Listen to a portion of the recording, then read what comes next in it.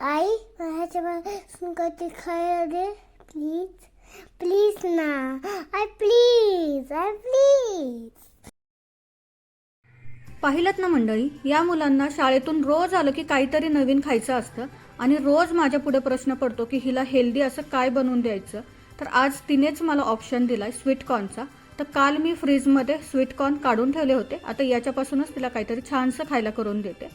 तर इथे स्वीटकॉर्न काढून ठेवले होते. अशा प्रकारे तुम्ही 15 दिवस स्वीटकॉर्न फ्रीजमध्ये काढून ठेवू शकता आणि जास्त वेळ ठेवायचा असेल तर फ्रीझरमध्ये ठेवायचे, छान ते फ्रेश राहतात. तर परसबागेत गेले होते तर इथे फ्रेश बोरं आणि ह्या तुरीच्या शेंगा काढून आणलेल्या आहेत. आता याचे काहीतरी तिला छानसं बनवून देते, पण सर्वात आधी तर स्वीटकॉर्नपासून काहीतरी छानसं बनवते. तर ही तिखटही खात नाही, तर मग काय करायचं, तर कढई गरम करायला ठेवली आहे. त्यामध्ये अर्धा चमचा तूप घालायचं आहे. याऐवजी तुम्ही बटर घातलं तर त्याचा स्वाद आणखी छान येईल, पण माझ्याकडे नव्हतं तर मी इथे तूप घातलेलं आहे.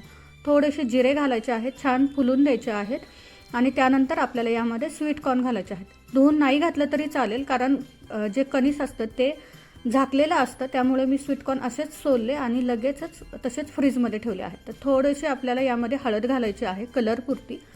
यामध्ये हिंग घातला तरी चालेल, पचनासाठी थोडासा बरा पडतो, त्यामुळे मी यामध्ये हिंग घातला आहे. तुम्ही काळं मीठ घातलं तरी चालेल. मी आपलं इथे साधंच मीठ वापरलेलं आहे, कारण मुलांच्या आवडीनुसारच आपल्याला पदार्थ बनवायला लागतो. तर मंद आचेवर हे छान आपल्याला भाजून घ्यायचे आहेत. छान फुलतात आणि भाजल्यावर त्याच्यावर छान डागही पडतात.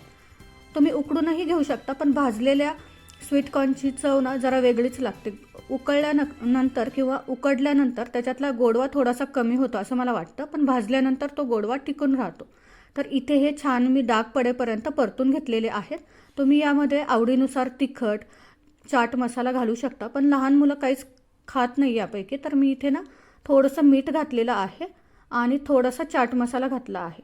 आता हे व्यवस्थित आपल्याला मिक्स करून घ्यायचं आहे. तुम्ही यामध्ये आवडीनुसार कांदा, टोमॅटो, काकडी चिरून घालू शकता. कोथिंबीर घालायचं तर विसरायचं नाही बरं का, ते तर मस्ट आहे. आता हे व्यवस्थित छान डागाळले आहेत. आता यांना मी डिशमध्ये काढून घेते आणि गरमागरम तिला सर्व करते. तिलाही मजा येईल आणि मलाही आनंद मिळेल की मी तिला आज काहीतरी हेल्दी करून खाऊ घातलं. तुम्ही ते पाहू शकता, मस्त दिसत आहेत. थोडीशी कोथिंबीर घालायचं, आवडत असेल तर थोडंसं लिंबू पिळलं ना तरी देखील चालेल.